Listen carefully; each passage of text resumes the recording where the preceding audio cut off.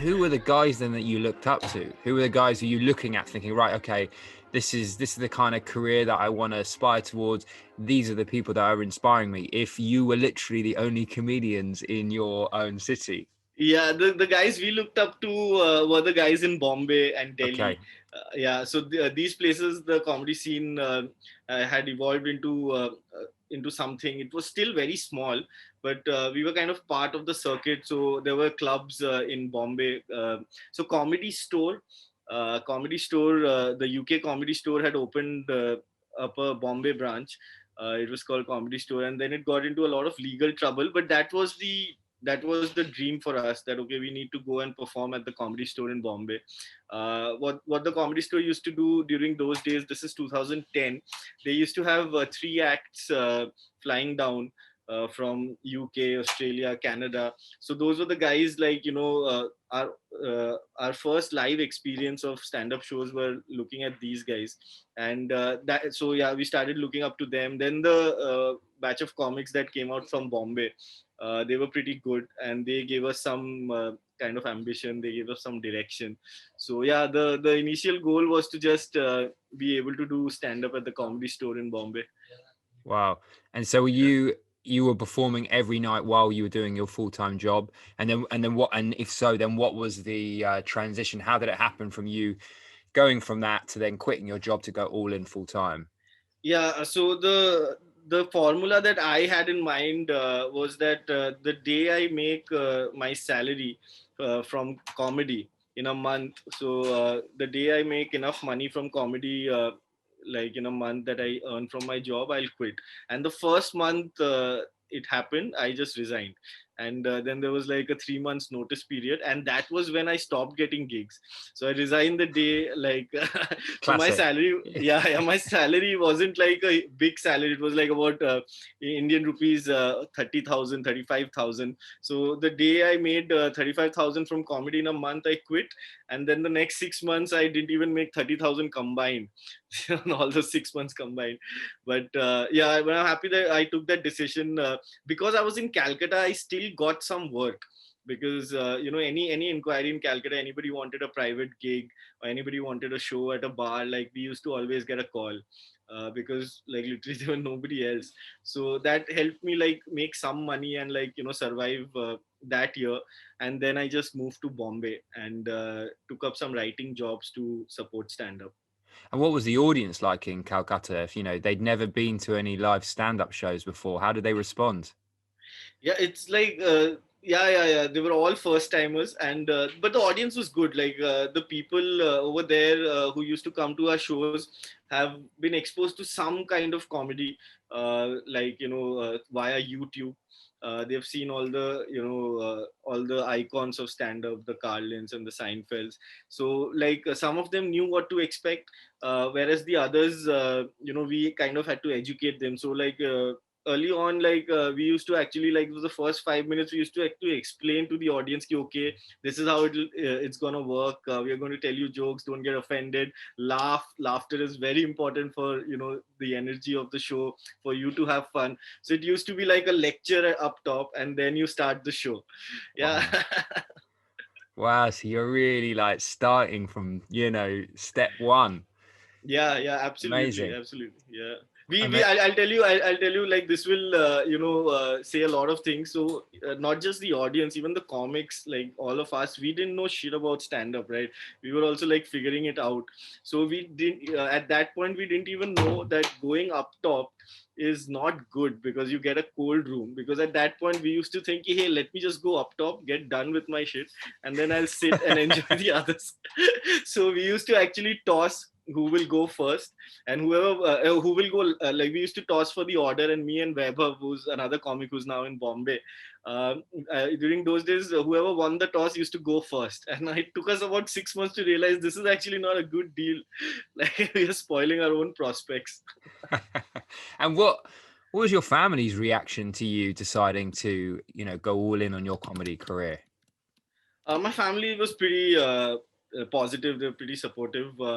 They were like pretty stable in their own way. They were pretty Okay. financially stable, so they didn't really bother me with like have a job. They've always been. They actually did not want me to do a regular job. Like they Oh, really? wanted me to. Yeah. When I was a kid, they wanted me to, like, play professional sports or something, like, out of the ordinary. Okay. So did not have much trouble convincing them. They were quite happy. Although my mom still doesn't know what I do properly. Like, it's very Yeah. difficult. Like she doesn't understand Hindi and English, like, that well. Like she converses mostly in Bengali, and our stand up is mostly in Hindi and English. So yeah, she doesn't really like watch my shows and all, and she has a tough time explaining to relatives what I do. But Has she's she been happy. to any of your gigs? She has actually, and she's Yeah. just laughed at anything because I'm her son, and that's Yeah. like what's more important. It's interesting watching your clips, which are very funny, but how you jump between Hindi and English. Why is that? Why do you jump between the both when you're performing stand up? I think that's how we talk here. Okay. Like the language is called Hinglish. Right. The combination of Hindi and English, Okay. and that's like kind of the urban language in India, in all the cities. So yeah, and all like yeah. So we just try to, like, take it to stage, and in the early days of stand up, what used to happen a lot, and I have also done it a lot. That the setup used to be in English, and the punchline, which punchline would be just in raw Hindi, right? And that would always get a reaction because it's relatable. The audience also speaks the same I language, see. Yeah. some like colloquial phrase and all. So it was kind of a hack. We still do it, but yeah, it's a natural transition from what we are in real life to stage. And then what was it like when you moved to Bombay and now suddenly you're in this environment where you've got an established comedy scene? Hmm. Uh, they were like, what happened during those days in Bombay. What really helped us accelerate our journey was the Comedy Store actually had a lot of legal troubles with their Indian partner. The case is probably still going on, and then the Comedy Store walked out of India, and then Canvas Laugh Club, like the Indian partner, basically took over that space, the same space. It's designed exactly as per the Comedy Store in London. It became Canvas Laugh Club, and they had not paid a lot of comics because they were in a lot of legal trouble. They had not paid a lot of comics for like 2 years. So all those big comics just refused to perform there till their dues were cleared. And just around that time, in came all comedians from outside Bombay, from Delhi, from Calcutta, from Bangalore, and we were like, yeah, we'll do that gig. We don't need the money. We just like want to perform, because that was the place to be, and that helped us, like, get an entry into the door, in Bombay. And then we became the regulars in those clubs, and we also got paid. So that was like a big like unintentional kind of a thing that happened that helped us make some mark in Bombay. And otherwise, what we needed to do, money in stand up was not that much, so we used to do a lot of writing gigs. Like, we will take up any kind of writing gig. It could be like writing a sketch, it could be writing an ad for a brand, it could be writing with another senior comic who's, like, doing a show on YouTube. So all these writing gigs paid really well, and it just gave us a little bit of a leeway. Okay, even if stand up doesn't pay for the next couple of years, we are financially okay. And in terms of the audience, were they just as receptive as the Calcutta audience, or were they harder to win round because they're more versed to comedy and seeing live, you know, gigs and stand-ups, and so they have a higher standard? No, it was so I feel that the demographics of audiences in the major cities of India, like Bombay, Delhi, Calcutta, Bangalore, are more or less the same, because they are Yeah. like consuming more or less the same media that we do, like YouTube, Twitter. Like, Instagram wasn't there around that time.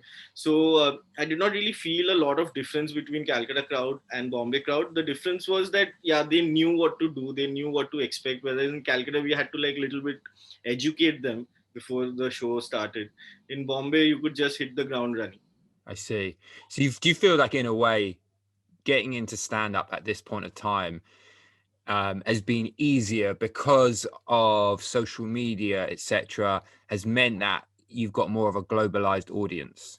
Absolutely, absolutely. Like, the education part is already covered now. Yeah. Like, they know what to expect. Yeah, it's kind of like the audience and us, we have the same routine. Like, we are on the same websites, we are following the same news, in some way. So yeah, it has actually made it much simpler.